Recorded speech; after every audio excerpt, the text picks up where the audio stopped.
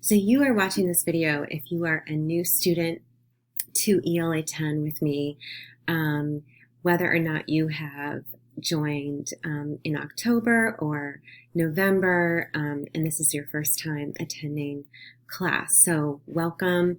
We're happy to see you and happy to have you. We know that this is a new thing with digital learning, and there's a lot of new skills for me as well as for you. And I know that being on Zoom for an entire day is really challenging, but I ask that you try your best and try to stretch yourself and take some academic risks by learning some new skills. And the first new skill that we are going to learn happens to deal with digital savviness. Because we're working in an online space, and even if when we do go back to school in some fashion, we still are going to work digitally. And this is kind of like the new way of doing things. I think it takes a while to get used to work digitally, but in the long term, and very shortly, but then for the long term, you will have skills that can carry you well beyond high school, into college, and into your career, and into any job that you do. So let's get started. This is the notebook that you will be working with. I am assigning it November 2nd. So every Sunday night, I assign a new notebook on Google Classroom. And let me just show you your Google Classroom code so that you can jump in. And that code is here at the bottom left of my screen. It is lowercase t4, lowercase l, j, lowercase n, lowercase b, and then the number 2. And so when you go to Google Classroom, always make sure that you're in this middle or second tab. The stream is really crowded and confusing. And for me, when I've been a student over the summer, I took many classes, the classwork page, or the Google Classroom in general, was really overwhelming for me. And it's not the best, but it's what we have. And this is where all work is assigned, and then you would turn in your work. So that is your code. Let's go back to this notebook. So I assign the notebook Sunday night at 8, and it is due by Saturday, the following Saturday at 8 p.m., and you submit it on Google Classroom. So the idea is that anything you get from me for ELA 10, for our Zoom classes, for outside work, for homework, is in this notebook. So you will never get anything from me to do that is outside of this notebook. The exception is if I forgot a slide, I will ask you to add one in. So the first thing you want to do when you get your notebook is this. Again, this is a new skill. It's a little frustrating at first, but then you get used to it. You want to use this magnifier. So see in the upper left, it's always under the insert tab on top underneath the title where your name is. And you can tell that the notebook, right, you can see the sides of the notebook, the left and right side, and I always will put resources on the side. So the benefit here of the digital notebook is that unlike a notebook or a binder in class, where you could lose and maybe if you were absent, you will miss a chunk of handouts or materials that will help you, or assignments. Here, everything is linked. So every single resource or handout or material that is useful for you, I provide to you each week, and it will be linked usually on the sides and usually in a Bitmoji. And you would just click on my Bitmoji. So this is obviously too small, right? You can't do work on this, but it allows you to see the information that's on the side. So up here is a reminder that you want to click on this magnifying tool. You want to click on the down arrow next to it, and your option, the next level up, is 50%. And that's where you want to work. And then here you would take your mouse and you would just go, right, so that you can do your work. Now it's a little frustrating because if you go too far down, you might go on to the next page. but you'll get used to it. So the first thing you want to do when you get your notebook, or at any point until you have typed in your notebook, you can update your notebook, and you can watch this video on how to do it. I will save that until it's for you to do on your own. It's real fast. However, once you start typing in it, if you update your notebook, and that update matches my version, right? So if I make changes, you update it, it matches to the changes. If you do it before you've typed in your notebook, it will get rid of what you typed and replace it with my new stuff.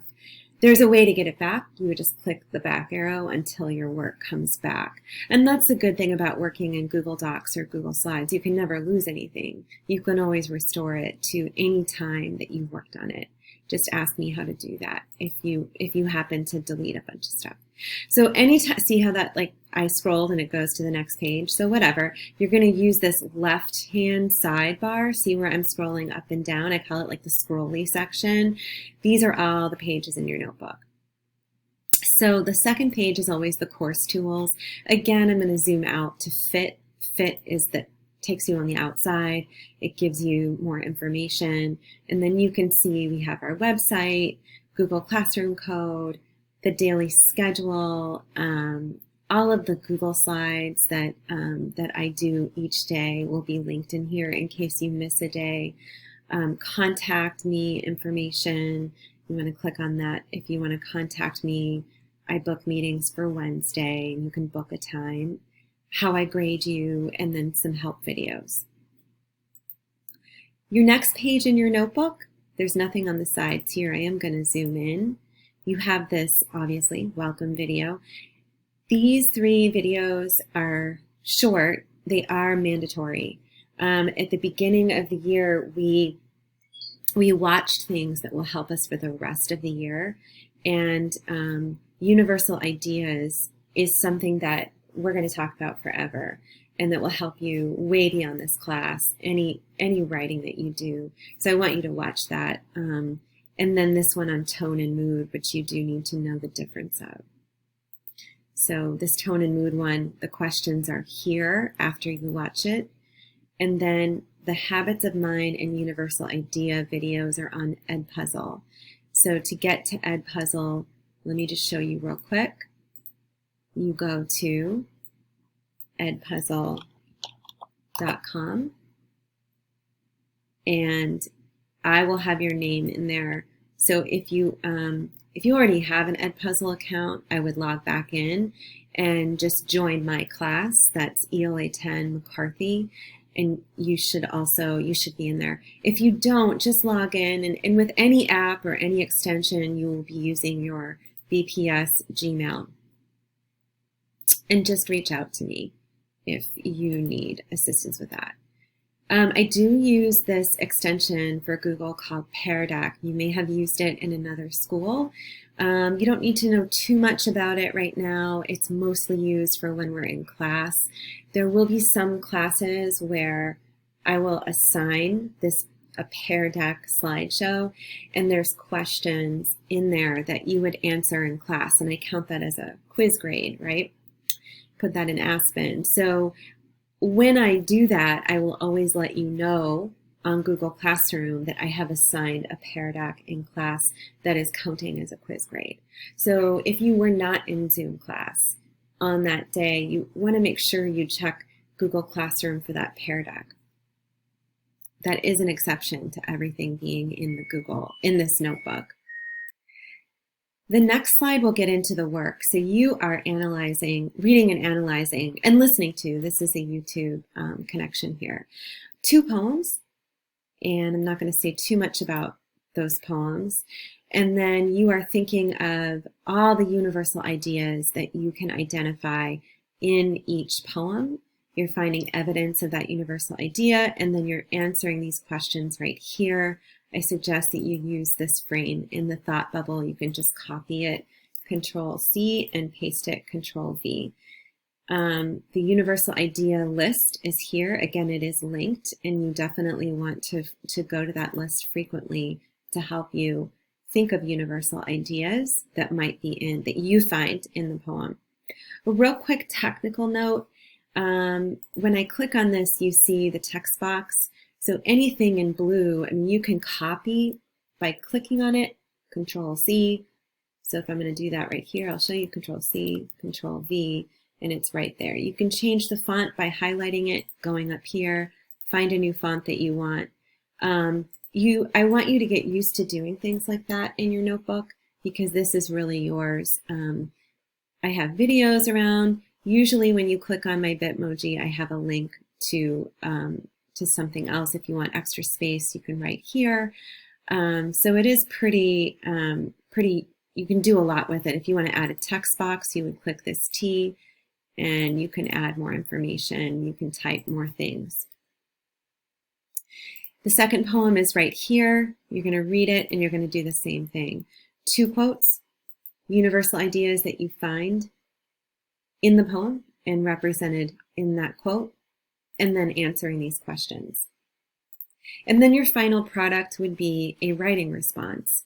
And so this writing response, you would consider the 2 poems that you just read, and you're going to think of a universal idea that they might share, but that each poem takes a different take on. They have a different take on that universal idea. Because each poem has a different tone, right, towards its topic. So, for instance, if I take the universal idea of community, it is an abstract noun, it's a thing, community. It's something that we can't hold, touch, feel by ourselves. And you'll understand what this is after you watch the universal idea mini lesson. But if you take that idea of community, one poet feels one way about community, the other poet feels another way. So Amanda Gorman from The Gathering Place has a positive tone. So first I'm thinking, what is their tone with this universal idea? Whereas Royalty with the poem Not Your Flag has a negative tone towards his topic, the topic of one of the topics of community in his poem. This is just an example beginning where we're looking at power, right? So Royalty has power to speak up, however, he's powerless in the system. You could add in a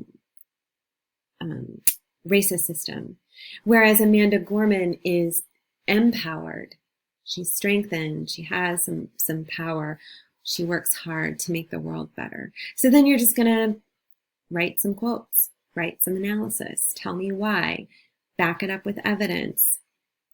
And I didn't put a length. I think you'll do 2 paragraphs would be ideal. I just want to see what you can do as a writer and on your own without me giving too many restrictions or expectations. I have a rubric each week on your notebook, and you have that as well up here. So basically, the big takeaway is this is a new technology. We're all trying this out. I can go here between fit and 50. These are all text boxes. If you want to copy and paste them, you can add your own text box here. You can change the font, the size, the type of font. You can highlight using the highlighting tool here and choosing a color. So be forgiving with yourself. Take your time to get used to this. I'm very flexible, and I just ask that you communicate with me. You should know that each notebook each week is 100 points, and I start the grading at 50. So you can't, as long as you're present and you're showing that you're trying, present somehow in Zoom or present somehow in your notebook, you cannot earn less than a 50. I don't believe in the F scale going from 0 to 50. That's a pretty big range that students can't recover from very, very easily. Okay, so questions, you know where to reach me. You go into this contact me, and I will show you this so that you can see it on the slide. My name is Miss McCarthy. This is my co-teacher, and we got this. Nice to meet you, and I'll see you in Zoom.